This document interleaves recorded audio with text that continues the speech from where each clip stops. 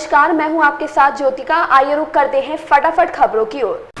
श्री रामलला की प्राण प्रतिष्ठा के बाद देश के कोने कोने से रेलवे अयोध्या के लिए नई ट्रेनें शुरू कर रहा है। आस्था स्पेशल के नाम से 30 जनवरी से ट्रेनों का संचालन शुरू हो रहा। पूर्वोत्तर के असम, त्रिपुरा, गुवाहाटी, ओडिशा, पश्चिम बंगाल और झारखंड के साथ बिहार PDDU नगर स्टेशन वाराणसी कैंट होते हुए यह स्पेशल ट्रेनें अयोध्या जाएंगी। इस ट्रेन के जरिए पूर्वोत्तर से पूर्वांचल तक का जुड़ाव होगा। झारखंड के मुख्यमंत्री हेमंत सोरेन ने गरीबों के लिए 20 लाख घर बनाने का ऐलान किया है। खूंटी जिले के तोरपा में अबूजा आवास योजना के लाभार्थियों को संबोधित करते हुए उन्होंने कहा कि साल 2027 तक हम लगभग राज्य के गरीबों के लिए 20 लाख घर बनाकर तैयार करेंगे। सोरेन ने कहा कि हमारी सरकार ने केंद्र से गरीबों के लिए 8 लाख घरों की मांग की थी। पहले तो केंद्र ने इसे स्वीकार किया, लेकिन बाद में वह अपनी ही बात से मुकर गए। 2 फरवरी को धामी कैबिनेट अयोध्या जाएगी। बुधवार को सीएम धामी ने यह निर्णय लिया, कहा कि सभी श्री राम मूर्ति के दर्शन के लिए एक साथ जाएंगे। सीएम ने कहा, हम सभी प्रभु श्री रामलला की प्राण प्रतिष्ठा के साक्षी बने। यह हर्ष उल्लास और देश को गौरवान्वित करने वाला क्षण है।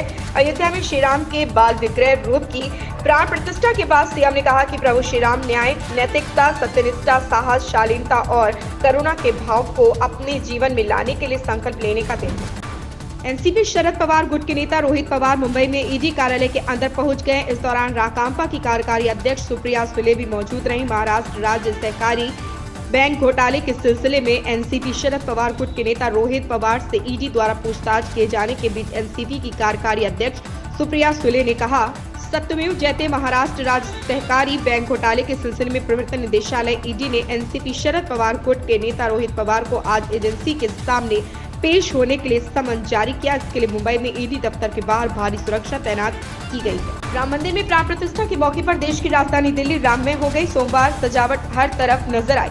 सड़कों व गलियों में दिन भर राम नाम के झंडे लहराते रहे। जगह जगह सजावट में लगे फूल खुशबू बिखेर रहे थे। मंदिरों में सुबह से राम नाम की धुन गूंजने लगी। दिन चढ़ते ही बाजारों, मंदिरों व आवासीय इलाकों में लगी स्क्रीन पर दिल्ली वासियों ने अयोध्या से प्राण प्रतिष्ठा महोत्सव लाइव देखा। केंद्रीय मंत्री अमित शाह, राजनाथ सिंह, अश्विनी वैष्णव समेत दूसरे केंद्रीय मंत्री दिल्ली के अलग अलग मंदिरों में महोत्सव के साक्षी बने। दक्षिण अफ्रीका और अफगानिस्तान के बाद अब भारत के सामने इस साल इंग्लैंड की चुनौती है। बेन स्टोक्स की कप्तानी वाली टीम 5 टेस्ट मैचों की सीरीज के लिए भारत पहुंच चुकी है। गुरुवार 25 जनवरी को सीरीज की शुरुआत हैदराबाद के राजीव गांधी अंतर्राष्ट्रीय स्टेडियम में होगी। भारतीय स्पिनरों का सामना इंग्लैंड के खेलने के नए तरीके बैच बॉल से होगा। ऐसे में सीरीज और ज्यादा रोमांचक होने वाली है। हैदराबाद में टीम इंडिया 6 साल बाद कोई टेस्ट मैच खेलेगी।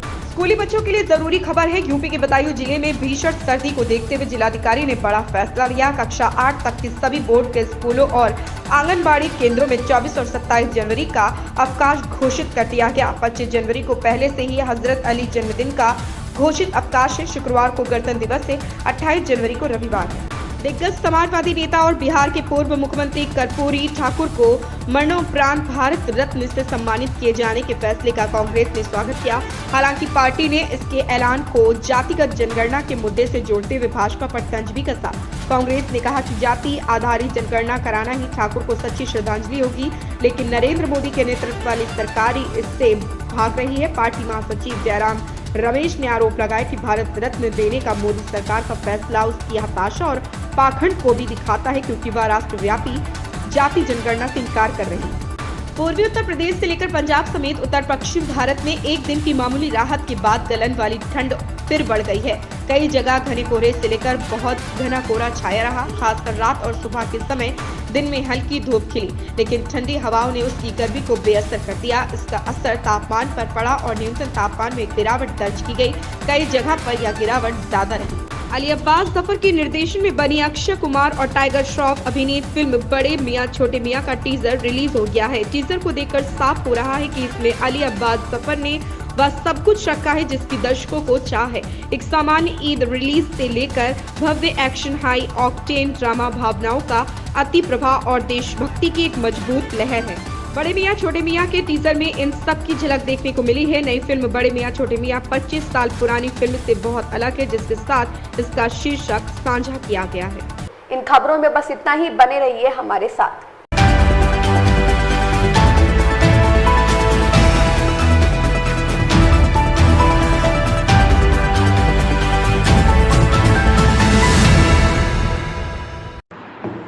लेटेस्ट अपडेट पाने के लिए हमारे चैनल भारतवर्ष 17 को सब्सक्राइब करें, शेयर करें और बेल आइकन दबाना बिल्कुल ना भूलें।